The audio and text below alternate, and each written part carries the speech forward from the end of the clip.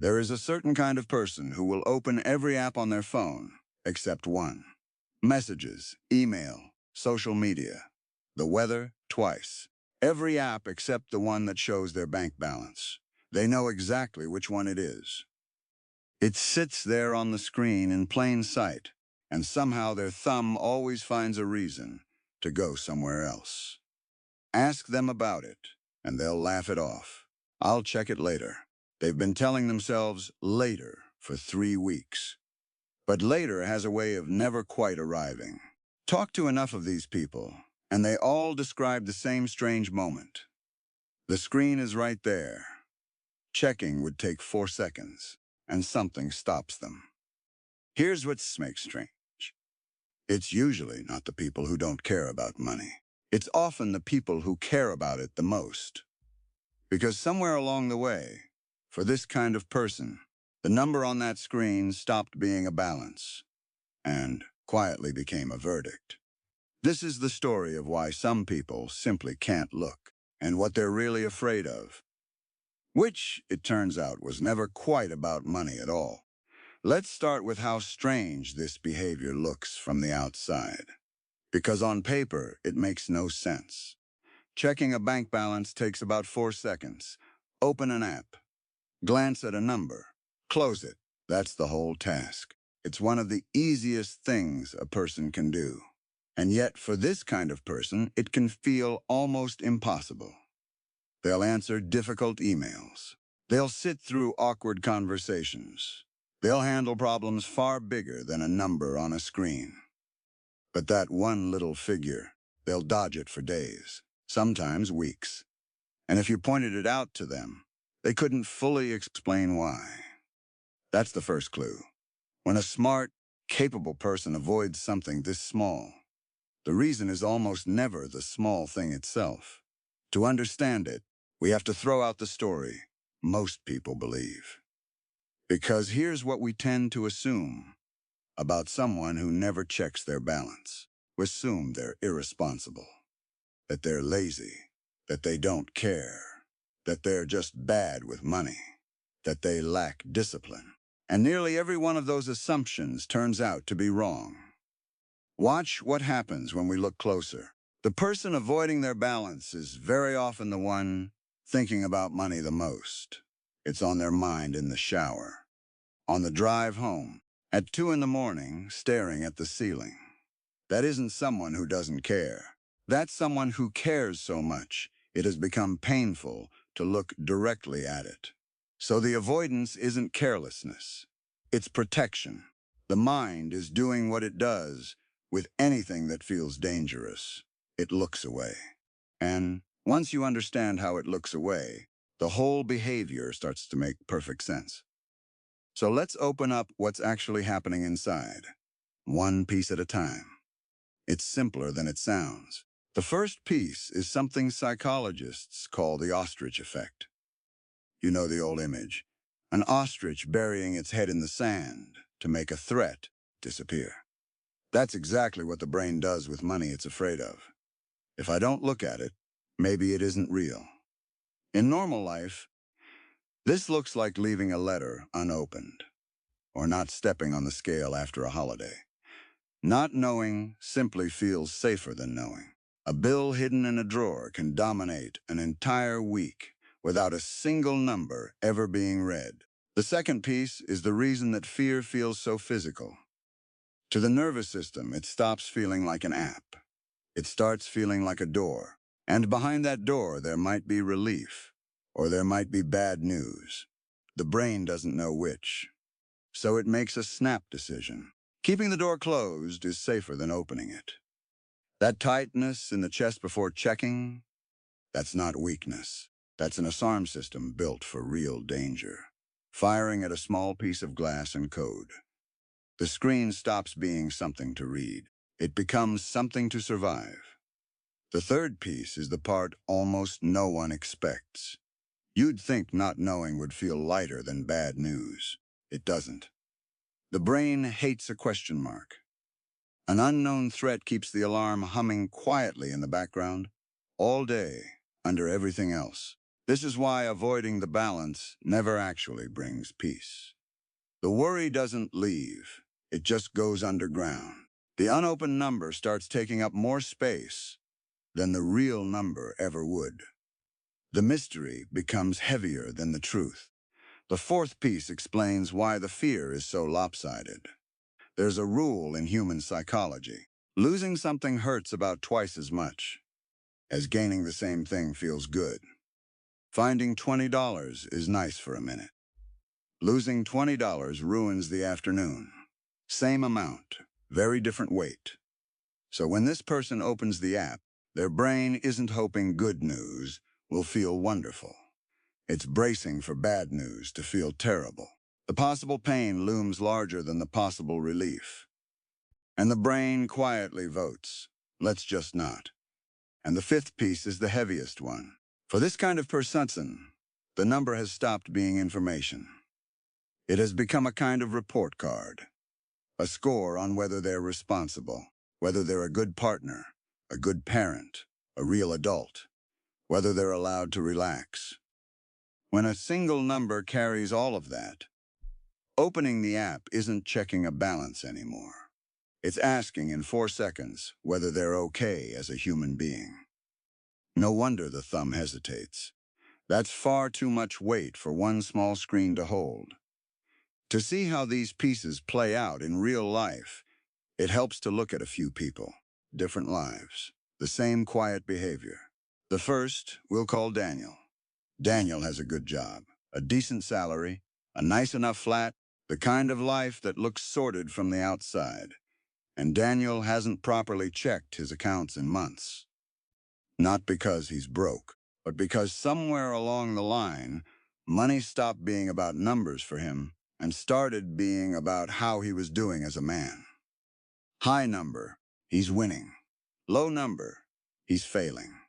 So he doesn't look, because looking might tell him something about himself he isn't ready to hear. Then there's Sarah. Sarah isn't afraid of debt. She's afraid of the receipt. She had a good weekend. Dinner's out, a little trip, a few small treats she felt she'd earned. And now there's a quiet voice asking, how much did all of that really cost? She doesn't want the answer. So the app stays shut, and the weekend gets to stay perfect in her memory. Next is Marcus. Marcus has debt. 3 statements sit in a drawer, still sealed in their envelopes. He knows roughly what's inside each one. And for Marcus, the worst part isn't any single bill. He can almost cope with those one at a time. It's the total he can't face. There's a spreadsheet on his laptop with one empty cell, the one that would add everything together. He's never clicked into it. All of it added up feels less like a figure and more like a sentence being read out loud. Like a verdict on the kind of person he is. So he never adds it up. Because as long as he doesn't, it never becomes fully real. The envelopes stay sealed, the cell stays empty. And finally, Aisha. Aisha grew up in a house where money meant raised voices after the lights went out. Whispered arguments through the bedroom wall. She was too young to understand the words, but not too young to learn the feeling. Money means danger. That wiring never fully left. She's an adult now. She's careful. She's fine. But the little chime of her banking app still drops stomach the exact way those late-night arguments once did. 4 people, 4 completely different stories. But notice what they share. Not one of them is lazy. Not one of them is stupid. Every single one of them is protecting something. A self-image, a perfect memory, a sense of being okay. A frightened child. The number was never the real problem. The problem was always what the number had come to mean. And here's where the behavior turns into a trap.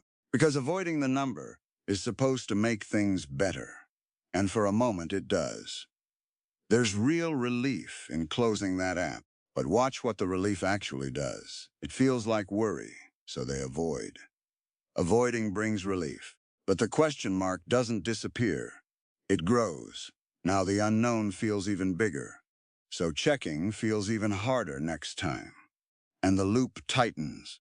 Picture a letter left on a kitchen table. On Monday, it's just a letter. By Friday, it feels heavier. A week later, it's almost radioactive. They walk past it. They stop setting things near it. The letter hasn't changed at all, but the fear of it has grown, simply because it stayed closed. A bank balance does the exact same thing. Every day it goes unopened. It gets a little louder in the mind, and a little harder to face. At some point, the avoidance stops protecting the person and starts feeding the very thing they were afraid of. Which brings us to the twist, the part almost no one says out loud.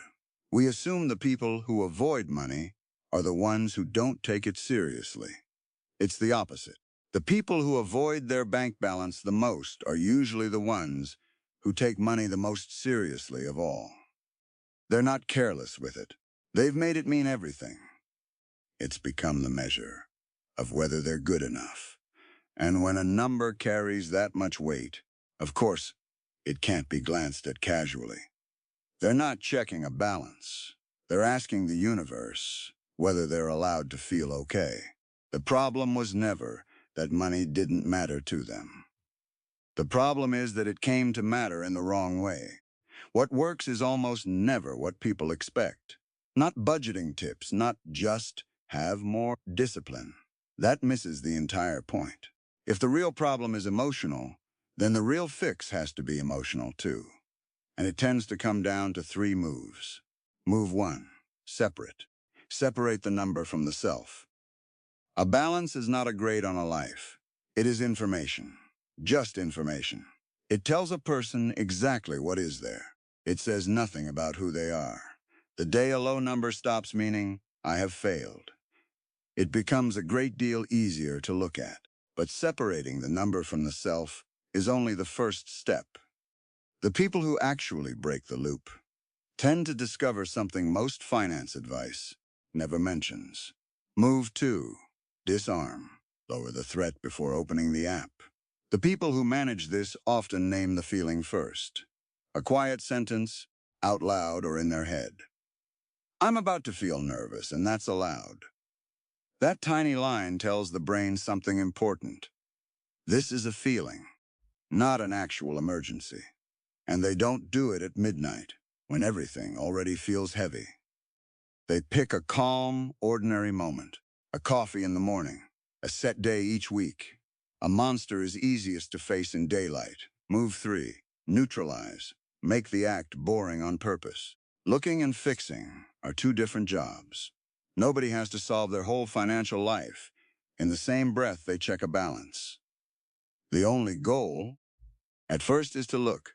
Just the number, nothing else, and then carry on with the day. Do that enough times, and the app slowly turns from a courtroom back into a calculator. Separate, disarm, neutralize. Not a money plan. A way of taking the fear back out of a number. Now, here's something worth noticing. This whole time we've been describing a certain kind of person. The one who opens every app except one. The one who means to check later. The one who feels their stomach drop at a little chime. And somewhere in the last few minutes, that person may have started to feel strangely familiar. If they did, that isn't a coincidence, because this was never really a film about people who avoid their bank balance. It was about what any of us do with a truth that feels too heavy to look at. We look away. We tell ourselves, later. We let the unopened thing grow louder in the dark. And the quiet lesson underneath all of it is this. That number behind the screen was never a judge. It was never deciding whether someone is smart or safe or enough. It was only ever a number, waiting patiently to be seen by someone who was never the problem in the first place. Looking is not the same as being sentenced. And the moment a person remembers that, the monster under the bed goes back to being what it always was. Just a number, and just a person finally able to look at it.